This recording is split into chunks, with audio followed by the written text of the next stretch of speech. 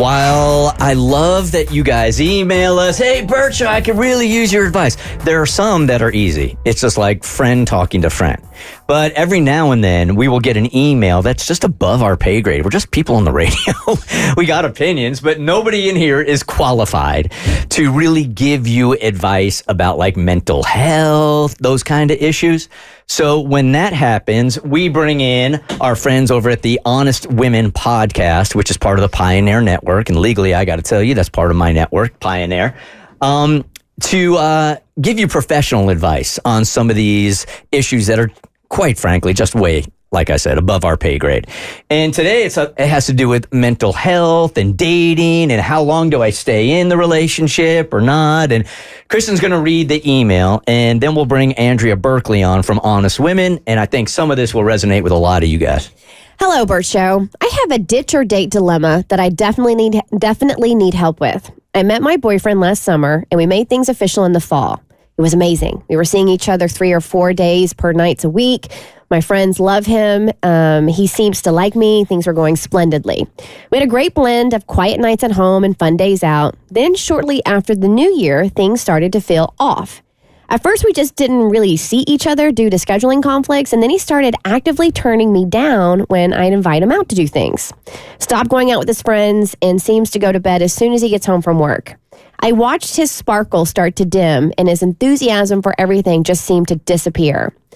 He works in an extremely toxic industry that, while lucrative, which makes him unwilling to leave, is extremely demanding on his time and makes it difficult to take time off. In the time we've been dating, he's been promised and passed over for 4 different promotions. He also deals with a chronic disease that requires constant monitoring and care. Needless to say, the man's got a lot going on. I have a strong suspicion he's dealing with some actual depression, but he seems unwilling to pursue therapy or anything along those lines. I've had several conversations with him regarding the fact that I'm frustrated with who he has become and the fact that it feels like I'm having to beg for his attention or to spend time with him. We also have not had any piano playing since the beginning of February. And your girl here is thirsty. February. He has acknowledged that I deserve to be treated better and that he has not been a great boyfriend and has made a bit of an effort to be around more, but so often claims to be overwhelmed or have no energy. My question here is, do I continue to wait for him to work this out and stay with him, or do I ditch?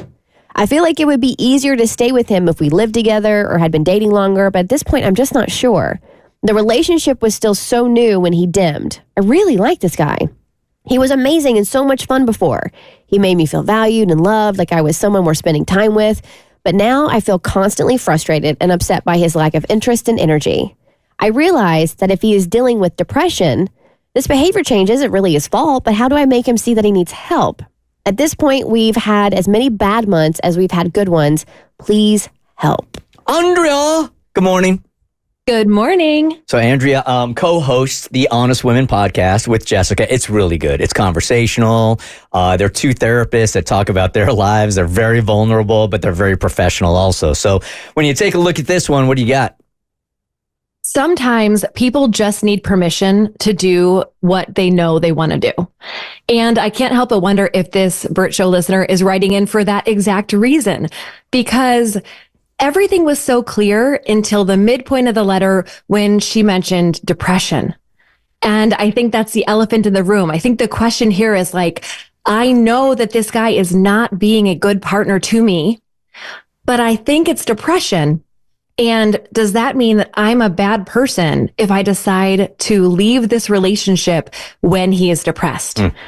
And I say, no, you're not a bad person to leave the relationship if he is depressed, because while this behavior change is not his fault, yes, it's beautifully said. It's so much empathy.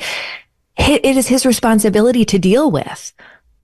I've been in these situations before, and I think there's a tremendous amount of guilt that keeps people in the relationships. Like, you're not exactly sure, to be honest with you, if the breakup that you're about to do is going to send them over a cliff that they have been teetering on. And there's a lot of responsibility and guilt that goes along with something like that. And a lot of pressure. But I want to reiterate something that you just said, Andrea, because I think it's super important for those dealing with mental illness and those who are dealing with somebody with mental illness. It is not your fault. but it is your responsibility. Like, we are not in control of the cards we are dealt. And so when life throws us something, while it may not be fair, we have to handle it accordingly, whether that be therapy, medication, whatever.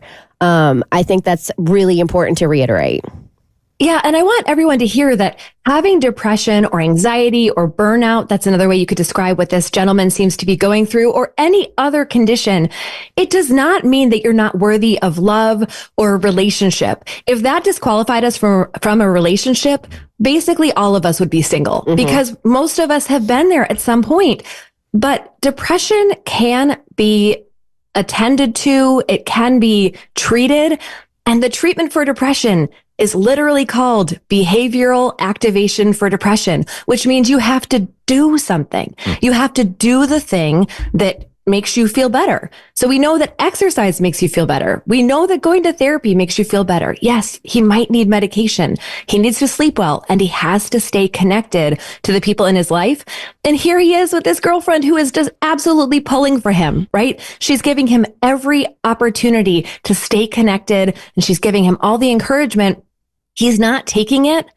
And what I want her to hear is that I know it doesn't feel this way right now, but this is going to be the easiest time in his life that he will ever have to be able to take those steps, right? Like, you're not managing a marriage. You don't have little kids at home. It's never going to get easier than it is right now for him to take the steps to feel better. He's just showing you he's either not able or not willing to do those things. And it comes at a real cost to you. Such great advice. All right, what do you guys got going on Honest Women this week? So another bad question, right? This one is, am I a bad person if I leave somebody who is depressed? We ask the question, am I a bad mom? And it's Mother's Day, so why not? So many of us feel like... You might as well realize it on Mother's Day weekend that you're just a really bad mom. No, opposite. You should realize that even if you feel like a bad mom, even if you make a joke that I'm a bad mom, or even if you don't like doing some of the things involved with being a mom, that doesn't make you a bad mom. So that's the spoiler alert. You're not a bad mom, but you should definitely listen to the episode. Actually, we have 2 episodes this week talking about it. The Honest Women podcast. You can find it on any podcasting platform. Thank you, Andrea. The Bert Show.